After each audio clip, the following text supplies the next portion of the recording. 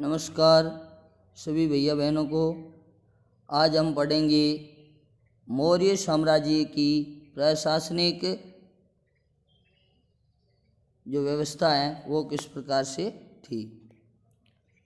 मौर्य साम्राज्य का प्रशासन केंद्रीकृत था। केंद्रीकृत मतलब एक केंद्र था, उस केंद्र के माध्यम से सभी राज्यों को है वह समझाया जाता था, वहाँ से उसका प्रशासन या शासन व्यवस्था संभाली जाती थी। इसकी जानकारी हमें किससे प्राप्त होती है तो चाणक्य द्वारा रचित अर्थशास्त्र के आधार पर प्रशासन की जानकारी हमको प्राप्त होती है। और प्रशासन के सभी जो पहलू हैं वो राजा का ही विचार और उसके आदेश ही सबसे ऊपर था, यानी राजा ही सब कुछ था। उसके अलावा चाणक्य के अनुसार राज्य के 7 अवयव बताए गए हैं, 7 और सहयोगी बताए गए हैं। उसमें सबसे पहला तो राजा ही है। राजा के बाद अमात्य, जनपद, दुर्ग और कोष, बल और मित्र, ये प्रशासन के 7 अंग माने गए हैं। सप्तांगों में चाणक्य और राजा सर्वोच्च स्थान रखते थे, शेष अपने अपने अस्तित्व के लिए राजा पर निर्भर रहते थे, यानी राजा की आज्ञा का पालन करते थे। इसकी जानकारी हमको अशोक के शिलालेखों और अर्थशास्त्र में भी मंत्री परिषद का वर्णन हमें प्राप्त होता है कि अशोक ने वो मंत्री परिषद का गठन किया था राज्य के अच्छे सुशासन के लिए। सुशासन यानी अच्छा संचालन करने के लिए अशोक ने वो मंत्री परिषद का भी निर्माण किया था। राजा अपने सभी राज कार्यों का संचालन अमात्यों, मंत्रियों तथा अधिकारियों द्वारा करता था। अमात्य एक पद नाम है, सामान्य पद नाम है, जिससे राज्य के सभी पदाधिकारियों का ज्ञान होता है। राज्य के सभी पदाधिकारियों को अमात्य के नाम से जानते हैं। प्रशासन के मुख्य जो अधिकारी होते थे उनका चुनाव राजा स्वयं करता था या अमात्यों की सहायता लेकर के करता था। जो मुख्य प्रशासन के अधिकारी थे उनका चुनाव राजा स्वयं या दूसरों की सहायता लेकर के करता था। उसके बाद प्रशासन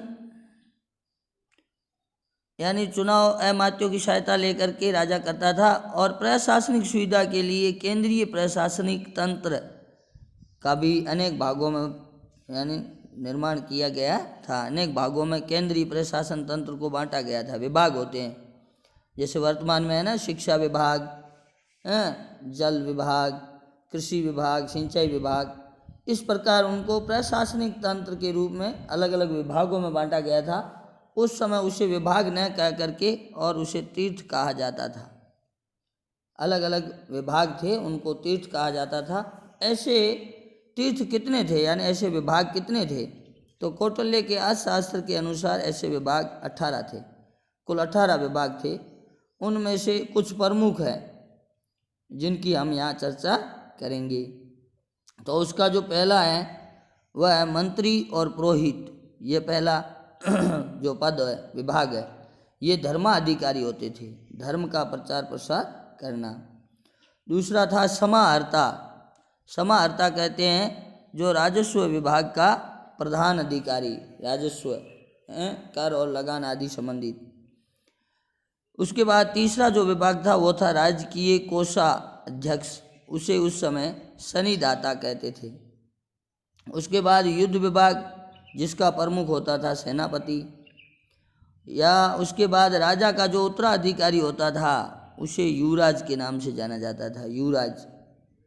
एक था प्रदेष्टा। प्रदेष्टा कहते थे जो फौजदारी न्यायालयों का न्यायाधीश होता था। फौजदारी मामले जो भी होते थे, चोरी डकैती मारपीट, ये इसमें आते हैं फौजदारी न्यायालय में, तो उसका जो न्यायाधीश होता था उसे प्रदेष्टा कहते थे। एक होता था नायक, सेनापति से नीचे, वो सेना का संचालक होता था। उसके बाद उद्योग धंधों और प्रधान निरीक्षक जो उद्योग और इसके बारे में जानकारी रखता उसको कर्मांतिक कहते थे, कर्मांतिक। एक दीवानी न्यायालय का न्यायाधीश होता था, दीवानी मामले जो होते हैं भूमि और इस संबंधी, तो उसका जो प्रमुख होता था वो था व्यवहारिक, व्यवहारिक कहा जाता था। ऐसे ही मंत्री परिषद का जो अध्यक्ष होता था उसको मंत्री परिषदा अध्यक्ष कहते थे। ऐसे ही सैन्य अधिकारी होता था जिसको दंडपाल के नाम से जाना जाता था।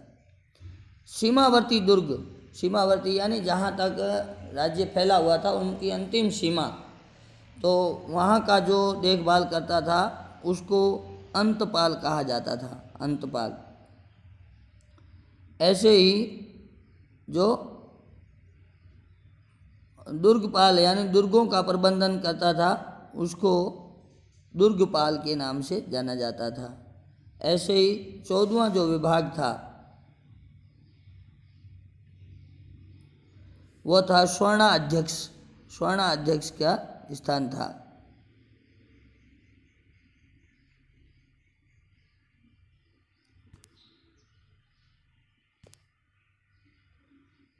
चौदहवां स्थान है वो स्वर्णाध्यक्ष का था। इस प्रकार कई प्रकार के जो अधिकारी थे वह इसमें बंटे हुए थे। 17वां है वो सम्राट का अंगरक्षक होता था जिसको अन्वेषक कहा जाता था। और अंतिम 18वां था वो था आंटविक यानी वर्ण अधिकारी। ये सभी उच्च श्रेणी के अधिकारी थे और इसके अलावा अन्य अधिकारी भी हुआ करते थे। उन अधिकारी, ये सब अधिकारियों का जो वर्णन है वो हमें चाणक्य की अर्थशास्त्र या फिर अशोक के जो लिखित शिलालेख है उनसे होती है। चाणक्य के अर्थशास्त्र में जिन्हें अध्यक्ष कहा जाता था इन्हें अध्यक्ष भी कहा जाता था। ये निम्नलिखित अध्यक्ष थे, जैसे पणियाध्यक्ष ये वाणिज्य का अध्यक्ष था। शीताध्यक्ष ये राजकीय कृषि विभाग का था अध्यक्ष। सुराध्यक्ष ये था सुनाध्यक्ष या सुराध्यक्ष। ऐसे सुनाध्यक्ष बूचड़ खाने का अध्यक्ष। गणिताध्यक्ष ये वेश्याओं का अध्यक्ष एवं निरीक्षक था, ऐसे यानी व्यापारियों का।